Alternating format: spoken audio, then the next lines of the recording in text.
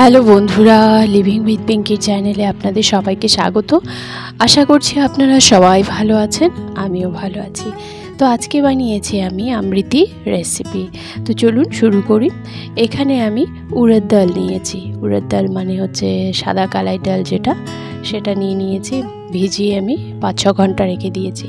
তারপর 5-6 ঘন্টা পর দেখুন সুন্দর ডালটা ভিজে গেছে। এখন আমি এটা একটা সুন্দর ব্যাটার তৈরি করে নেব, একদম মিহি পেস্ট তৈরি করে নেব। পেস্ট সুন্দর বানিয়ে নিয়েছি মিক্সিতে, আর একদম মিহি হয়েছে, কোনো দানা দানা কিন্তু নেই। তো এখন ব্যাটারটা আমি সুন্দর এক সাইডে রেখে একটা চিনির শিরা তৈরি করে নেব। 1 বাটি চিনি নিয়েছি আর 3 বাটি জল, 2টো এলাচ দিয়ে যাতে একটু সুন্দর গন্ধ হয়, তো এলাচ দিয়ে তারপর আমি শিরাটা তৈরি করে নেব। এদিকে শিরা তৈরি হচ্ছে, আমি এখন ব্যাটারটা একটা বোলের মধ্যে নিয়ে নেব। আধারও বেশি নিয়েছি, আর এটা রেখে দিলাম ইডলি ডোসা কিছু বানাতে হলে আমি ব্যবহার করতে পারবো।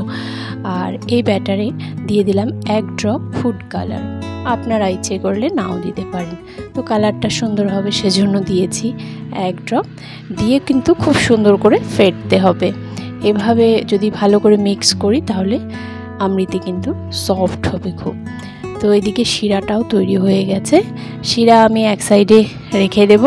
এখন একটা পাইপিং ব্যাগ নিয়েছি। আপনারা যে কোনো দুধের প্যাকেট বা প্লাস্টিকের যে কোনো প্যাকেট ভালো করে পরিষ্কার করে সেটাও ব্যবহার করতে পারেন। আমি পাইপিং ব্যাগে নিয়ে নিলাম।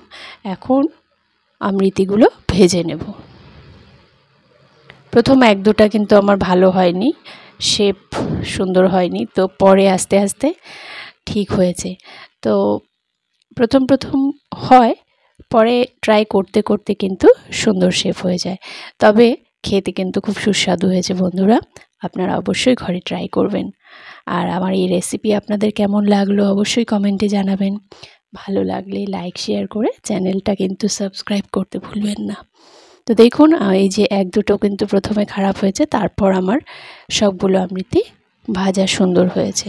এভাবে আমি সবগুলো ভেজে নিয়েছি। ভেজে নিয়ে চিনির শিরায় দিয়ে তারপর উঠিয়ে নেব। 1-2 মিনিট রেখে দিলে হয়ে যাবে চিনির শিরাতে। সব আমৃতি ভাজা হয়ে গেছে। তো রেসিপি যদি ভালো লেগে থাকে অবশ্যই কমেন্টে আপনারা জানাবেন। একটা লাইক কিন্তু করতে ভুলবেন না প্লিজ। তো দেখা হচ্ছে নেক্সট ভিডিওতে। টাটা।